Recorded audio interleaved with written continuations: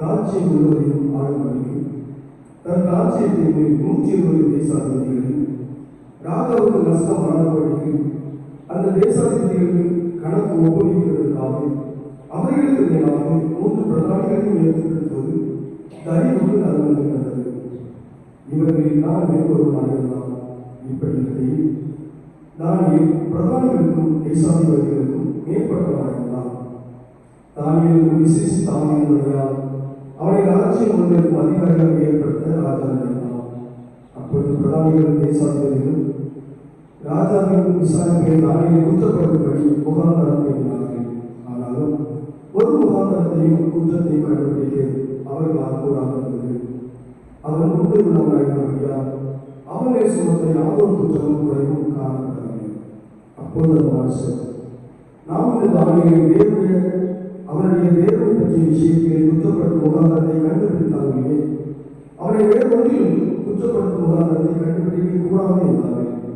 பின்பு அந்த பிரதானிகள் தேசாதிபதிகள் கூட்டம் ராஜாவிடத்தில் போய் அவனை நோக்கி, தரியு ராஜாவே, நீர் என்று வாழ்க, எவராயும் 30 நாள் வரையில் ராஜாவாகி உண்மை தவிர எந்த தேவனையானாலும் மனுஷனையானாலும் நோக்கி யாதொரு காரியத்தை குறித்து விண்ணப்பம் பண்ணினார் அவர்கள் சிங்கங்களின் கையிலே போடப்பட ராஜா கட்டளை பிறப்பித்து உறுதியாக ஆட்சி செய்ய வேண்டும் என்று ராஜ்யத்துடைய எல்லா பிரதானிகளும் தேசாதிபதிகளும் பிரபுக்களும் மந்திரிமார்களும் தலைவர்களும் ஆலோசனை பண்ணி கொண்டிருக்கிறார்கள். அதனால் இப்போது ராஜாவை மேதியருக்கும் பெருசியத்துக்கும் இருக்கிற மாறாத பிரமாணத்தின்படி அந்த தாக்கில் மாற்றப்படாதபடி நீர் அதை கட்டளையிட்டு அதற்கு கையெழுத்து வைக்க வேண்டும் என்றார்கள். அப்படியே ராஜாவாகிய தரியு அந்த கட்டளை பத்திரத்திற்கு கையெழுத்து வைத்தான். தானியேலும் தான் அந்த பத்திரத்துக்கு கையெழுத்து வைக்கப்பட்டது என்று அறிந்த போதிலும் தன் வீட்டுக்குள்ளே போய் தன் மேலாடையை எருசலேமுக்கு நேராக பலர்களில் திறந்து வைக்க அங்கே தான் முன் செய்து வந்தபடியே தினம் 3 வேளையும் தன் தேவனுக்கு முன்பாக முழங்கால் பண்ணிட்டு ஜெபம் பண்ணி ஸ்தோத்திரம் செலுத்தினார் என்பது பாடம் கொடுக்கிறது. சுவிசேஷ வாக்கியம் பரிசுத்த யோவான் எழுதின சுவிசேஷம் 15ஆம் அதிகாரம் 9ஆம் வசனம் முதல் அடங்கி இருக்கிறது.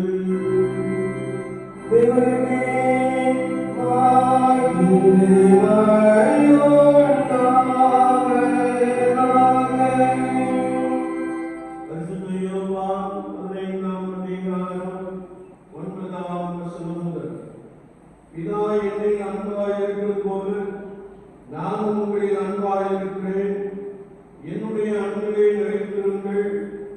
நான் என் பிதாவின் கட்டளைகளை கைக்கொண்டு அவருடைய அன்பிலே நிலைத்திருக்கிறது போல நீங்களும் என் கற்பனைகளை கைக்கொண்டிருந்தால் என்னுடைய அன்பிலே நிலைத்திருப்பீர்கள். என்னுடைய சந்தோஷம் உங்களில் நிலைத்திருக்கும்படிக்கும் உங்கள் சந்தோஷம் நிறைவாக இருக்கும்படிக்கும் இவைகளை உங்களுக்கு சொன்னேன்.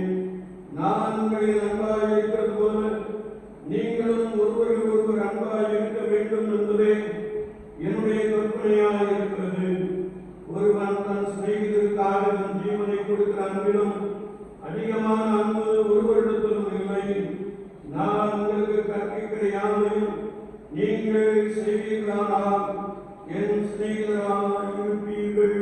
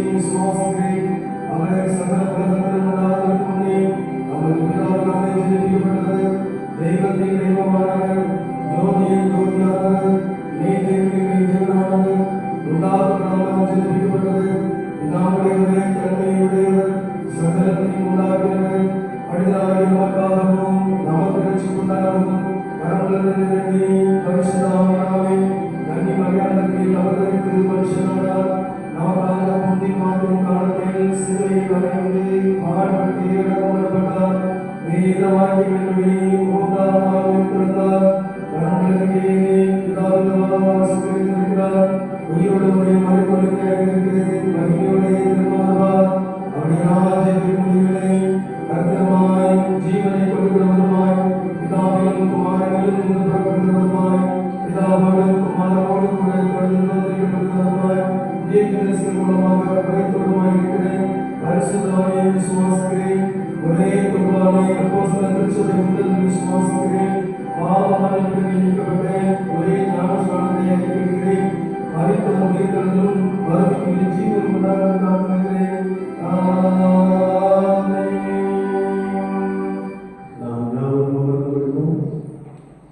கர்த்தரும் இரட்சகருமாகிய இயேசு கிறிஸ்துவின் நாமத்தினாலே வாலிபர் பள்ளியில் கொண்டிருக்கும் யாவரையும் அன்போடு வாழ்த்துகிறோம். உங்களுக்கு கிருபையும் தெய்வ சமாதானமும் உண்டாகிறது. ஆமென். அல்லேலூயா. வாலிபர் பள்ளிக்கு அழைக்கப்படும்படியாக நாம் கர்த்தருடைய வார்த்தையை சில மணித்துளிகள் நாம் தியானிப்போம். தானியேலின் புத்தகம் 6ஆம் அதிகாரத்தை நாம் எடுத்துக் கொள்கிற போது தானியேலை குறித்து வேதம் சொல்கிறது. தானியேல் ராஜாவின் போஜனத்தினாலே தன்னை தீட்டுப்படுத்தாமல் இருந்தான் என்று வசனம் சொல்கிறது. ராஜாவின் போஜனம் என்று சொல்லுகிற பொழுது அங்கே சகலவிதமான ஒருவேளை போஜனம் பண்ணுவதற்குரிய காரியங்களை நாம் வந்தால் குறிப்பாக அங்கே திராட்சை ரசம் பரிமாறப்படுவதை குறித்து நாம் வேதத்தின் அடிப்படையிலே தெளிவாய் அறிந்து கொள்ள முடியும். ராஜாவின் போஜனம் என்று சொல்லுகின்ற போது ஒருவேளை வாலிப பருவத்திலே இருக்கிற நாம் உலகத்தினாலே கரைப்படாதபடிக்கு ஆண்டவர் நம்மை எதற்காக அழைத்திருக்கிறாரோ, எதற்காக பிரித்தெடுத்திருக்கிறாரோ அதிலே நாம் உறுதியுடையவனாக காணப்பட வேண்டும் என்பதை குறித்து வார்த்தை நமக்கு ஆழமாய் கற்றுக் கொடுக்கிறது. அவன் போஜனத்தினாலே தன்னை ஈடுபடுத்தவில்லை. இரண்டாவதாக தானியேலுடைய வாழ்க்கையை நாம் பார்க்கின்ற பொழுது அவன் உண்மை உள்ளவனாக இருந்தான். ஆண்டவர் உலக பிரகாரமாய் கொடுத்த பணியிலே அவன் உண்மை உள்ளவனாக இருந்தான் என்று வேதம் சொல்கிறது. வசனத்தை நாம் தேடி வாசிக்கின்ற பொழுது உண்மையுள்ள மனுஷன் பரிபூர்ணமான ஆசீர்வாதங்களை பெறுவான் என்று நாம் கர்த்தருடைய வேதத்தை தேடி வாசிக்க முடியும். நம்முடைய விசுவாச வாழ்க்கையிலே குறிப்பாக இந்த வாலிப பருவத்திலே கர்த்தருக்கு முன்பதாக நாம் உண்மை உள்ளவர்களாய் காணப்பட்டால் ஆண்டவர் நம்மை வழிநடத்துகிறவராக, நமக்கு ஆலோசனை கொடுக்கிறவராக காணப்படுகிறார். மூன்றாவதாக நாம் இந்த தானியேலை குறித்து வாசிக்கின்ற பொழுது அவன் தினமும் 3 வேளை ஜெபம் பண்ணினான் என்று வேதம் சொல்கிறது. ஆமென். அல்லேலூயா. தானியேல் கர்த்தருக்கு பிரியமாய் வாழுகின்ற அனுபவம் நிறைந்தவனாய் காணப்பட்டதற்கு முக்கிய காரணம் அவன் தினமும் 3 வேளை கர்த்தருக்கு முன்பதாக காத்திருந்தான். அவனுக்கு எதிராய் சூழ்நிலை காணப்பட்டாலும் அதை குறித்து வந்து பேசாமல் அவன் ஆண்டவரையே நோக்கி காத்திருந்தான் என்று நாம் வாசிக்க முடியும். ஒருவேளை கடந்த நாளிலிருந்து நான் ஒரே ஒரு வார்த்தையை தியானித்துக் கொண்டே இருக்கிறேன். மோசே மலையின் மேல் ஏறினார். 40 நாள் ருசியாமலும் முடியாமலும் இருந்தார். அப்படி அவர் இருக்கும் பொழுது முதல் 6 நாளும் ஒரு சத்தம் என்ன செய்ய பிறக்கவில்லை. 6 நாள் பரிசுத்தத்தோடு கூட கர்த்தருடைய பர்வதத்திலே சீனாய் மலையிலே அவர் அமைதியாய் ஆண்டவரோடு கூட உட்கார்ந்து இருந்தார். வேதம் சொல்லுகிறது 7ஆம் நாளிலே கர்த்தர் அவரோடு கூட பேசினார். அல்லேலூயா. ஆவியானவர் நம்மோடு கூட பேச வேண்டும் என்றால் கர்த்தருக்கு முன்பதாக உண்மையாய் பரிசுத்தமாய் வாழ்ந்து அவருக்கு முன்பதாக காத்திருக்கின்ற பொழுது ஆவியானவர் நாம் நடக்க வேண்டிய வழியை நமக்கு காண்பிக்கிறார். அனுதினமும் நம்முடைய வாழ்க்கையிலே அவர் ஆலோசனை கொடுக்கிறவராக இருக்கிறார். எனவேதான் இந்த தானியேல் அவனை சுற்றி சூழ்நிலைகள் அவனுக்கு எதிராய் காணப்பட்டாலும், அவனுக்கு எதிராய் சட்டம் இயக்கப்பட்டிருந்தாலும் அவன் தினமும் 3 வேளை செய்தான், ஜெபம் பண்ணினான். வேதத்தை நாம் வாசிக்கின்ற பொழுது தானியேலின் காரியம் ஜெயமாயிருந்தது. என்னை கேட்டுக் கொண்டிருக்கிற என் அன்பு திருச்சபையின் பிள்ளைகளே, இந்த வாலிப பருவத்திலே உலகம் உங்களை கீழ்ப்படுத்தாதபடிக்கு நீங்கள் உதயம் செய்து காத்துக் கொள்ளுங்கள். கர்த்தருக்கு முன்பதாக எப்பொழுதும் உண்மை உள்ளவர்களாக காணப்படுங்கள். தினமும் கர்த்தரை நோக்கி கர்த்தரை ஆலோசனைக்காக காத்துங்கள். அவரை நோக்கி விண்ணப்பம் பண்ணுங்கள். ஆண்டவர் இந்த உலகத்தை ஜெயிக்கிற ஒரு அனுபவத்தை உங்களுக்குள்ளே நிறைவாய் கொடுப்பார். அன்பனாக இந்த வார்த்தைகளை கொண்டு உங்களை பலமாய் நடத்துவாராக. ஆமென். ஆமென்.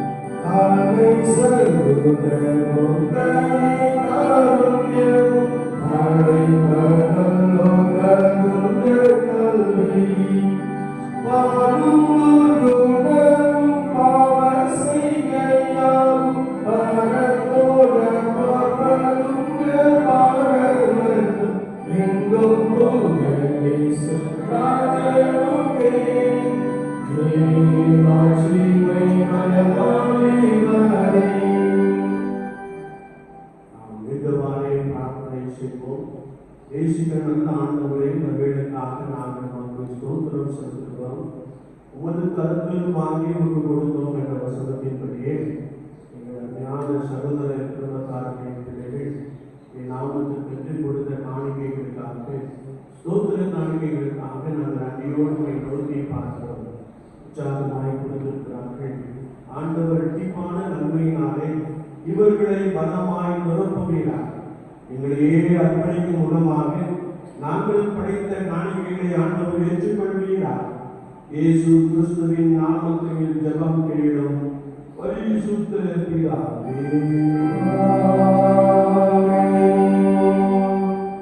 உங்கள் பாவம் நிமித்தம் முழு இருதயத்தோடே உண்மையாய் மனஸ்தாபப்பட்டு பிறரிடத்தில் அன்பும் சுயமுமாயிருந்து நீரே உன்னுடைய கற்பனைகளை கைக்கொண்டு புதிதாக்கப்பட்டுள்ளாய். அவருடைய பரிசுத்தமானவர்களிடமும் மன்னிப்பையும் மாற்றுகிறீர்கள். விசுவாசத்தோடு சேர்ந்து உங்களுக்காக உண்டாகி இந்த பரிசுத்த சாக்குரமத்தை வாங்கிக் கொள்ளுங்கள். அதற்காக பணிவாய் முழங்கால் படித்து சாத்தான பங்கமையுள்ள தேவனை நோக்கி உங்கள் பாவங்களை மனத்தாழ்மையாய் அறிக்கையிடுங்கள். ஜெபம் நடக்கிறோம். சர்வ வல்லமையுள்ள தேவனே, எங்கள் கர்த்தராகிய இயேசு கிறிஸ்துவின் பிதாவே, சகலத்தையும் சிருஷ்டித்தவரே, சகல மனிதருக்கும் தேவனுடைய நீங்களும் உக்கிரம் கோப்பாக்கி எங்களை மறந்ததாக நாங்கள் அடிக்கடி நினைவினாலும் வார்த்தையினாலும் கிரியையினாலும் உடைய திவ்ய மகத்துவத்துக்கு விரோதமாக எங்களை செய்த பலவிதமான பாவங்களையும் அக்கிரமங்களையும் மறுத்து வருகிறோம். எங்கள் குற்றங்களை குறித்து நாங்கள் உண்மையான மனஸ்தாபத்தை முழு மனத்தோடு துக்கப்படுகிறோம். அவைகளை நினைத்து வேதனைப்படுகிறோம். அவைகளுக்கு நாமே சுமக்கக்கூடாத மாறோம். எங்களுக்கு இறங்கும் நீங்கள் தேவனுள்ளதாமே எங்களுக்கு இறங்கும். நாங்கள் செய்த யாரும் உமது குமாரனும் எங்கள் கர்த்தராகிய இயேசு கிறிஸ்து நிமித்தம் உங்களுக்கு நன்றி. நாங்கள் உங்களுக்கு கனமையுண்டாக நாங்கள் உண்டாக்கப்பட்டால் ஊழியம் செய்து ஒரு பிரியமான நண்பர்கள் எங்கள் கர்த்தராகிய இயேசு கிறிஸ்து மூலமாக கட்டளையிட்டது. ஆமென். உத்தம மனஸ்தாபத்தோடும் உண்மையான விசுவாசத்தோடும் தமிழகத்துக்கு மனமுறை யாவருக்கும் பாவம் மன்னிப்பேரடை செய்வோம் என்று மிகுந்த இறக்கமாய் வாக்குத்தத்தம் செய்திருக்கிறேன். நம்முடைய பரமபிதாவாகிய சொர்க்க வல்லமையுள்ள தேவன் நம்முடைய கர்த்தராகிய இயேசு கிறிஸ்து நிமித்தம் உங்களுக்கு இறங்கி உங்கள் பாவங்கள் எல்லாவற்றையும் மன்னித்து அவைகளிலிருந்து உங்களை விடுதலையாக்கி சகல நன்மைகளை உறுதிப்படுத்தி நிலைநிறுத்தி உங்களை நித்திய ஜீவகரையில் சேர்ப்பாராக. தம்மிடத்தில் உண்மையாய் நடந்திருக்கிற யாவருக்கும் நகரத்தினாகிய கிறிஸ்து துரோகத்துக்கான வார்த்தைகளை கேளுங்கள். மறுக்கப்பட்டு வாரம் சுமக்கிறவர்களே, நீங்கள் நான் நடத்து வாருங்கள், நான் உங்களுக்கு இளைப்பாறுதல் தருவேன். தேவன் தந்தையுடைய பேரான குமாரனை விசுவாசிக்கிறவன் எவனோ அவன் கெட்டு போகாமல் நித்திய ஜீவனை அடையும்படி அவரை தந்தை இவ்வளவாய் உலகத்தில் அன்பு கூர்ந்தார். பரிசுத்த பவுல் சொல்லி இருக்கிறதை கேளுங்கள். பாவிகளை ரட்சிக்க கிறிஸ்து இயேசு உலகத்தில் வந்தார் என்கிற வார்த்தை உண்மையோ எல்லா அங்கீகரிப்புக்கும் பாத்திரமும் ஆனது. பரிசுத்த யோவான் சொல்லி இருக்கிறதையும் கேளுங்கள். ஒருவன் பாவம் செய்வானானால் நீதிபதியாகிய இயேசு கிறிஸ்து நமக்காக நம்மிடத்தில் பரிந்து பேசுகிறவராயிருக்கிறார். நம்முடைய பாவங்களை நிவர்த்தி செய்து கிருபாதாரபடி அவரே உங்களுக்கு உயர்த்துங்கள்.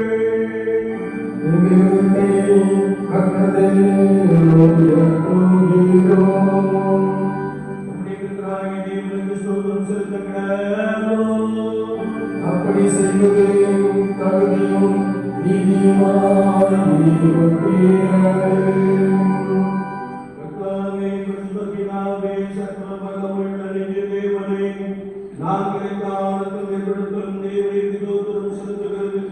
எங்களுக்கு தகுதி நீதி விசேஷ கடமையாயிருக்கிறது. ஆதலால் பரமசமயத்தோடும் நாங்கள் நாமத்தை புகழ்ந்து மேன்மைப்படுத்தி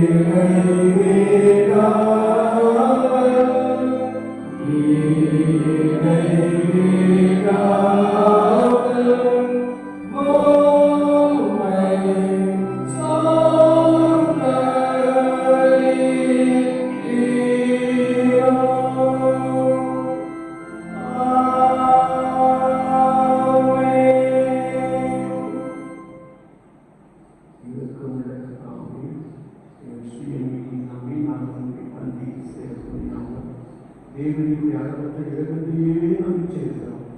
மேன்சையின் கேள்வன் குடிகளை பொருத்திக் கொண்டு நாங்கள் பார்க்கிறது. அந்த தேவனுடைய பொழுது இறக்கம் செய்கிற லட்சணமுடைய மாறான ஆண்டவராக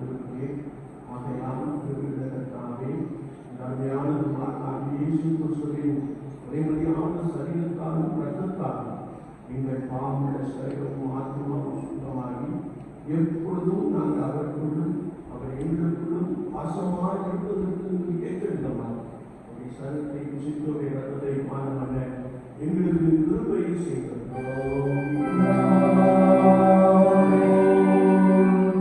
சர்வவல்லமையுள்ள தேவனே, எங்கள் பரமபிதாவே, தேவரே, எங்களுக்கு ஒழுக்கமாய் இறங்கி எங்களுடைய குமாரனாகிய இயேசு கிறிஸ்து சிலுவையில் மரணமடைந்து எங்களை மீட்டுக் கொள்ளும்படி அவரை தந்தீரே.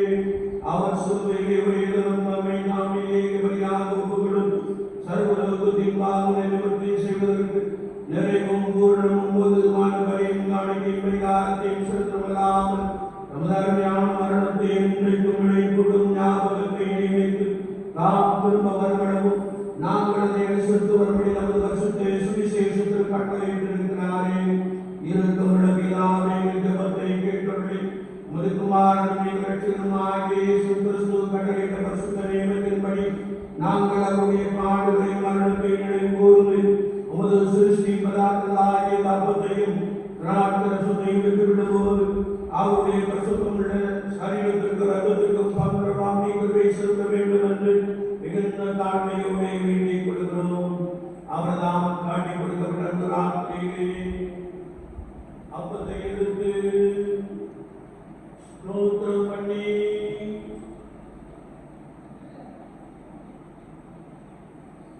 அதை விட்டு சீசர் கொடுத்து நீங்கள் வாங்கி புசியுங்கள், உங்களுக்காக கொடுக்கப்படுகிறது என்னுடைய சரீரமாய் இருக்கிறது, என்னை நினைவுபடி செய்யுங்கள் என்றார். அப்படியே ராபோஜனம் பண்ணின பின்பு அவர் பாத்திரத்தை எடுத்து ஸ்தோத்திரம் பண்ணி அவரை கொடுத்து நீங்கள் எல்லாரும் பண்ணுங்கள், இது பாவம் மன்னிப்பு உண்டாகும்படி உங்களுக்காக அநேகருக்காக சொல்லப்படுகிறது புது உடன்படிக்கைக்கு ரத்தமாய் இருக்கிறது. இதை காணும் பொழுதெல்லாம் என்னை நினைவு செய்கிறது. திருவுளம் பற்றினார்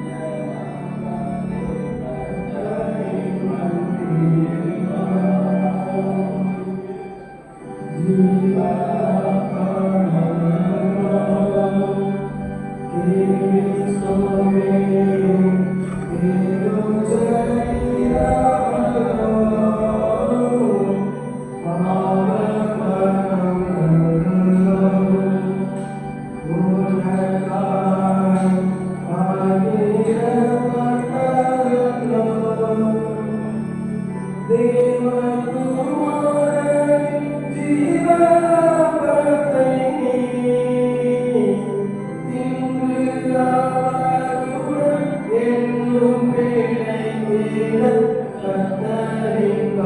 உலகத்தை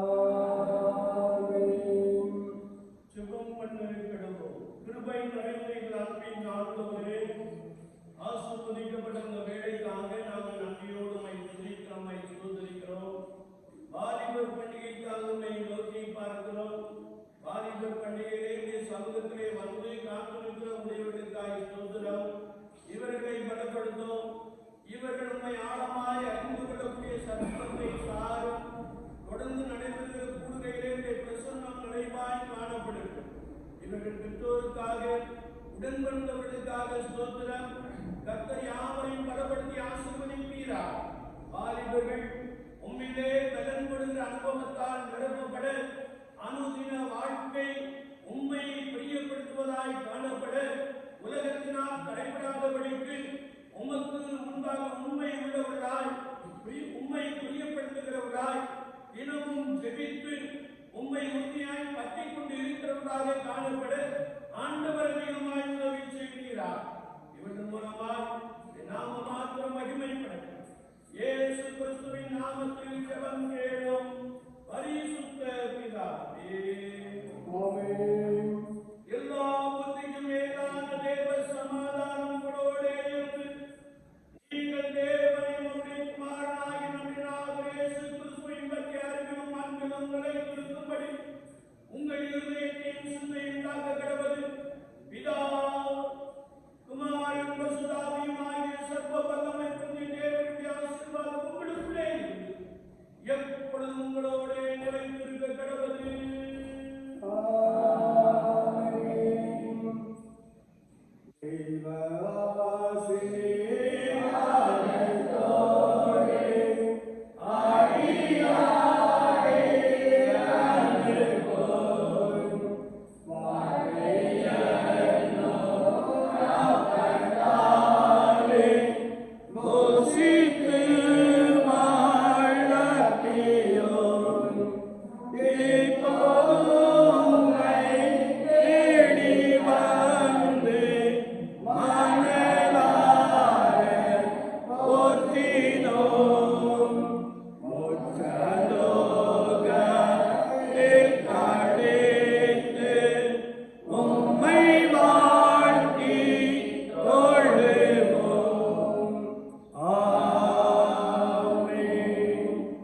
எங்கள் கண்மலையும் எங்கள் மீட்பெரும் ஆகிய கர்த்தாவே, எங்கள் வாயின் வார்த்தைகளும் எங்கள் இருதயத்தின் தியானமும் உடைய சமூகத்தில் எப்பொழுதும் பிரீதியாய் இருப்பதாக. கர்த்தர் உங்களோடு இருப்பாராக. தேவ சமாதானத்தோடே அமர்ந்திருப்போம். ஆமென். கர்த்தருக்கு ஸ்தோத்திரம். கர்த்தர் உங்களை ஆசீர்வதிக்கட்டும். கர்த்தர் உங்களை ஆசீர்வதிக்கட்டும்.